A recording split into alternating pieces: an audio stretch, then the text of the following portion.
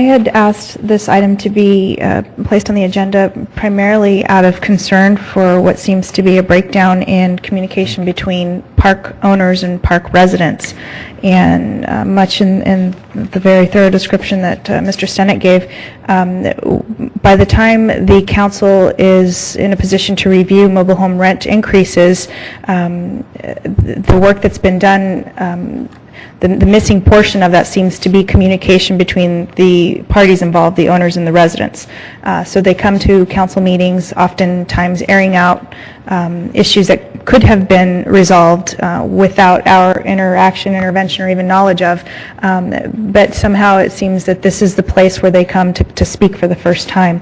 And at the suggestion of some mobile home residents, I thought the language to change the short form to in essence require them to talk to each other before they come here and talk to each other for the first time would have been useful. But since there has been much more explanation, primarily through previous council member June Rady, who was in fact part of the person who originated the short form application process, and there are concerns now in the mobile home park community that allowing this council to change the short form application guidelines, the short form guidelines, even though it's a change requested mostly by residents, that allowing us to change it now opens the door for just about anybody feeling comfortable changing it. So in the event that the now owners of the park have something to add, that they could, through this council, go ahead and add it.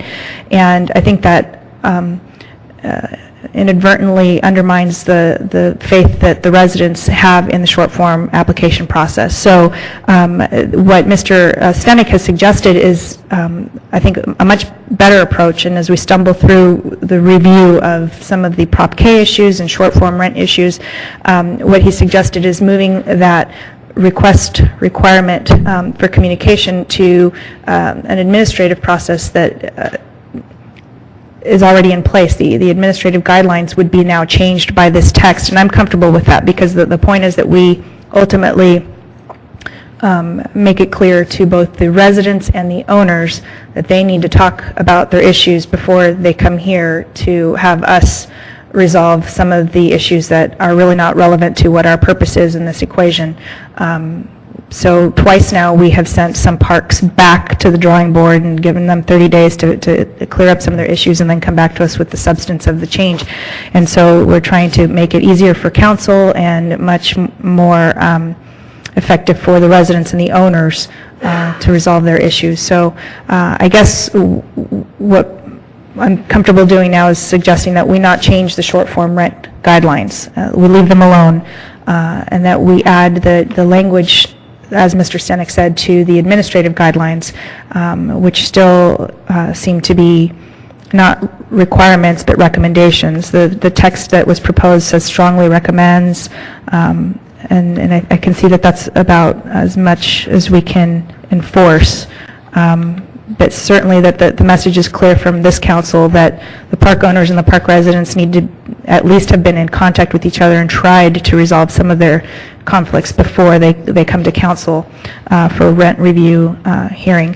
And sometime in February, I think, is when the council did participate in our planning day, our council planning day for our 2-year plan. And I know I was concerned at the time that it had been so long since Prop K passed, and so many different staff people had come through the city and also managers through the parks, that it would be a good thing to review Prop K, the law, the standards, the process by which rent is changed, vacancy decontrol, all of the mobile home park issues be discussed in a workshop setting. And I think this is evident, especially now, that not everybody knows exactly how it's supposed to be, because it's been about 20 years, and it's a good time for a refresher. So maybe we can revisit that. So for now, I think I'm comfortable accepting the residents' suggestion that we not change the short form guidelines after all. Well, I just want to clarify my attending the Impact meeting. I was invited by Impact Chair to attend both meetings. And yes, you're right. We learned a lot. I think there has been a very good discussion. The first meeting, we had a guest from the Golden State Mobile Home Park Owners League, GSMOL, and really clearly talked about the vacancy control, which was misrepresented in many mobile home park hearings. It was very useful. At least I found it myself very informative. The second meeting also talked about the short form with the former Councilwoman June Rady, and actually we agreed that the short form have been very successful since its inception. It has improved the mobile home parks, and the 75% of the CPI have really got a good return in the investment of the park residents and have improved tremendously the mobile home parks. Going less than 75% or eliminating the 75% would risk these improvements to continue. Actually, Councilman Rady, former Councilwoman Rady, did a good job in praising the short form, and she suggested to leave it alone, and I agree. The suggestion to have a meeting before the short form, I have no problem with it.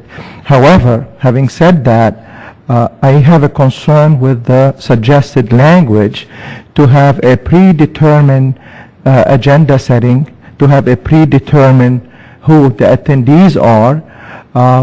I think it's very restrictive to our goal of having open communications meeting. Let's discuss everything, instead of just having the park owner to come to the meeting. You know, whoever he wants to send to that meeting, it's up to him. But when we do the short form review, we will make the mobile home park owners accountable. We don't make the managers accountable.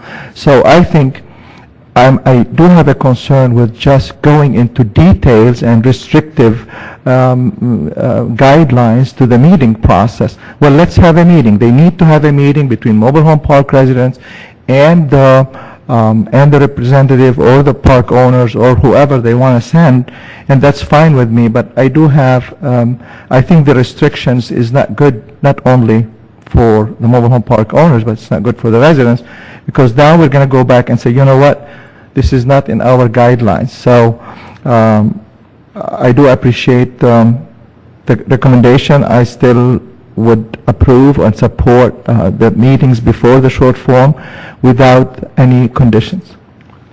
Can I ask a question, Sam, to make sure I understand what you said?